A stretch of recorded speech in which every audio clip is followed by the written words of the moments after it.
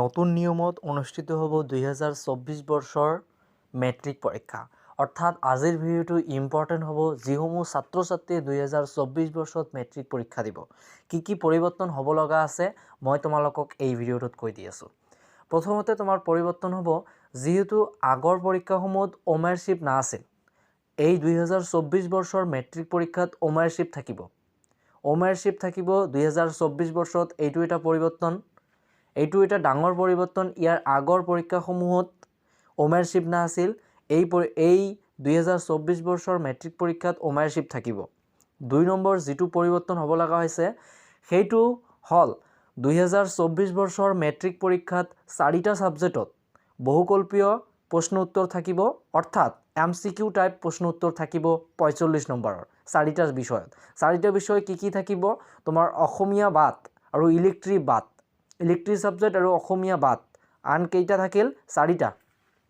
তোমাৰ বিজ্ঞান, সমাজ বিজ্ঞান, গণিত আৰু ইংৰাজী, এই 4টা বিষয়ত 45 নম্বৰৰ বহুকল্পীয় প্ৰশ্ন উত্তৰ থাকিব। অৰ্থাৎ MCQ টাইপ প্ৰশ্ন উত্তৰ থাকিব এই 4টা বিষয়ত। ইয়াৰ আগৰ বৰ্ষত যিহেতু MCQ প্লাছ VSA টাইপ প্ৰশ্ন উত্তৰ আহিছিল, কিন্তু এইবাৰ VSA টাইপ প্ৰশ্ন উত্তৰ নাহিব, একেবাৰে MCQ আহিব। মানে শুদ্ধ উত্তৰ দিলেই হৈ গ'ল।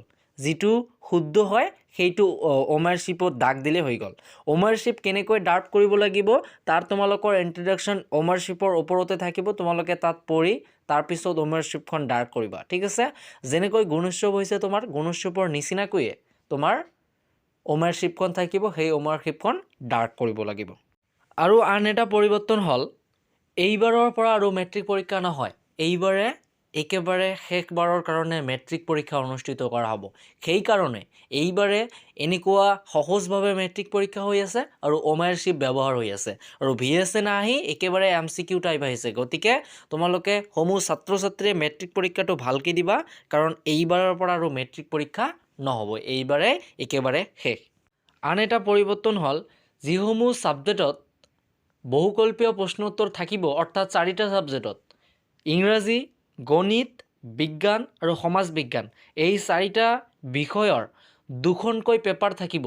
এখন থাকিব তোমালোকৰ 45 নম্বৰৰ প্ৰশ্ন উত্তৰৰ কাৰণে এনচাৰ শ্বিফ্ট, আৰু আন এখন থাকিব যি তোমাৰ 45 নম্বৰ থাকিব, সেই 45 নম্বৰৰ কাৰণে আন এখন তোমালোকৰ এনচাৰ শ্বিফ্ট থাকিব। অৰ্থাৎ 45 নম্বৰৰ এনচাৰ শ্বিফ্টখন থাকিব তোমালোকৰ অমাৰশ্বিফ্ট, আৰু যিখন তোমালোকৰ আন এখন থাকিব সেইখন হ'ব তোমালোকৰ 45 নম্বৰ দীঘল প্ৰশ্ন উত্তৰ লিখাৰ কাৰণে একেবাৰে ফ্ৰেছ থাকিব, ঠিক আছে? তো ছাত্ৰ ছাত্ৰীসকল, এই 2024 বৰ্ষৰ মেট্ৰিক পৰীক্ষাত এইসমূহ হ'ব পৰিৱৰ্তন। তো সমূহ ছাত্ৰ ছাত্ৰীয়ে বি কেয়াৰফুল, পৰীক্ষাটো অলপমান ভালকৈ দিবা, কাৰণ পিছৰ বাৰৰ পৰা আৰু মেট্ৰিক পৰীক্ষা অনুষ্ঠিত কৰা নহয়, এইবাৰে একেবাৰে শেষৰ কাৰণে মেট্ৰিক পৰীক্ষা অনুষ্ঠিত হ'ব। তো সমূহ ছাত্ৰ ছাত্ৰীৰ পৰীক্ষা যাতে ভাল হয় মই এইটোৱে কামনা কৰোঁ।